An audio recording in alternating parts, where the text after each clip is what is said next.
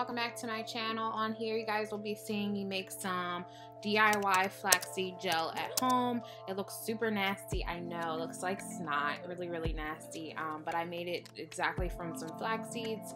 And keep watching so you guys can do it on yourself, and you guys can use this gel for your own self. So I'm just gonna go ahead and start with getting some water into my pot. I'm using an older pot, and I don't have the exact measurements, I just kind of winged it. I boiled my water and I put it on 7, and I'm gonna go ahead and just pour in the flax seeds. Make sure that they are whole flax seeds, and just make sure that you're looking for that whenever you go. So I'm going ahead and I'm putting a generous amount of flax seeds in there. I did not measure this side either, but as you can see, I'm just pouring a nice healthy amount because when I did this the first time, I did not do enough, and therefore I didn't make enough gel. So I used, like, I would say most of the bag. As you can see, there's some still left over. Then I let it boil, so I set the timer for like 10 minutes just to see what it could do within the 10-minute time frame, to see if I needed to come back and turn up the heat or not. So I did that for 10 minutes, and then I came back to just check on it to see how far it progressed, because you want it to come to a boil, and then once it comes to a boil, you'll see what happens next. So after about 10 or 12 minutes, I noticed that there was some sort of boiling going on, but it wasn't too much. So I went ahead and I turned it up to 8, in between 8 and 9, just to kind of speed things up because I didn't feel like 7 was doing enough. So that's what I did here. And then after that, I just kind of let it do its own thing for about 10 or 15 more minutes just to get it to a nice consistency. And then once that was kind of where I wanted, and I kept kind of flickering around the spoon and everything just to kind of get it to the consistency that I wanted, because you want it to be thicker, and that's when you know that it's ready to kind of form. But once the consistency gets thick is when you know that you can stop and turn it off from heat. So I just turned up the heat just to kind of get the boiling going better, and then once the consistency got nice and thick, I went ahead and I turned it off, and this happened after about 15 minutes after I had it at in between 8 and 9 setting on the stove. So after it got a little thicker, I went ahead and removed it from the heat, and I put it on the back burner, as you can see here, and I just let it cool off for about 30 to 45 minutes. I ended up taking a shower, so I just kind of let it thicken up on its own, because that's when it'll really get thick, is once it's off from heat. Once you get it to a nice consistency, the real thickness will really show once it's removed from the heat. So here I just kind of, I don't think I set a timer this time, and I just kind of did my own thing, and I came back to check on it just to kind of see it thicken up. It's kind of crazy. It'll start to kind of solidate.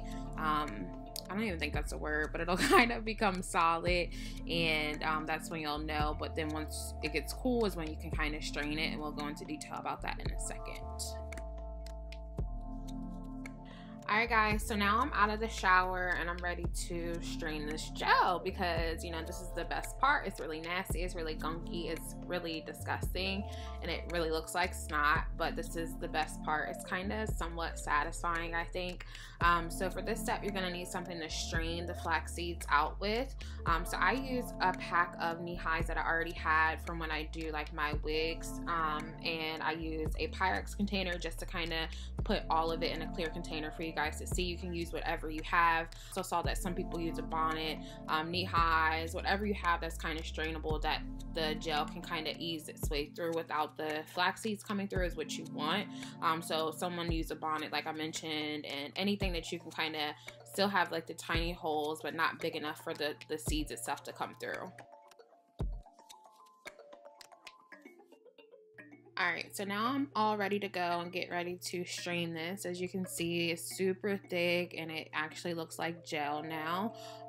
So this is exactly what you want, and again, you want it to cool, that way that when you're straining it, you're not burning your hands. So it's been like about an hour at this point, so I'm just showing you guys the texture of it. So we're going to go ahead and pour it into the stocking, and then into the top in the stocking, you'll see kind of how glumped it will fall into it, and then after that you're just going to squeeze everything down. As you're squeezing, you'll see that the gel will continue to separate, and that the seeds itself will stay within the knee highs, that way that you can only have the gel in the jar that you want, obviously. Then after that you're done. So just prepare that this will be super messy, so I would just, you know, you could use gloves if you want, or if you don't care, then I would just go ahead and strain it and just make sure that you have, you know, a clean workspace after the fact.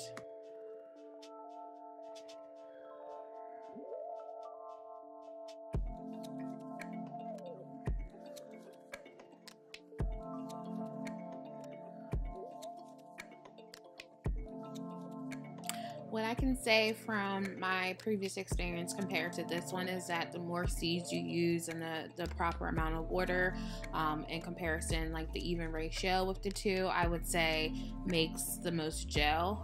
All those seeds that you see in that knee high over there is all that I have poured into the pot of boiling water. So what I noticed is that if I want more gel to fill up my mason jar, which is how I stored it, that I should go ahead and make sure that I put enough seeds in there to get the gel that I want. Before, I barely did anything, so there's literally like an ounce of gel. So if you want a lot of gel to kind of get it all done at one time, then I would say use more seeds. And then I also store mine in a mason jar. I will say that you will need to do something to deal with the smell of it, which I didn't notice until after the fact. Once it's kind of stored away, it does kind of have a bad odor. So probably for the next time, I'll think of something to kind of mask the odor with it. But yeah, this is the final result, you guys. It's so jelly and so jiggly, and it's super cool, and it was fun to even make this video for you guys. So I hope that you guys enjoy it, and let me know if you guys use it on your hair. I've been using it with my puffs, with my twist outs, and I'm definitely going to show you guys a video, so stay tuned for that. And thank you so much for watching, and I'll see you next time. Bye.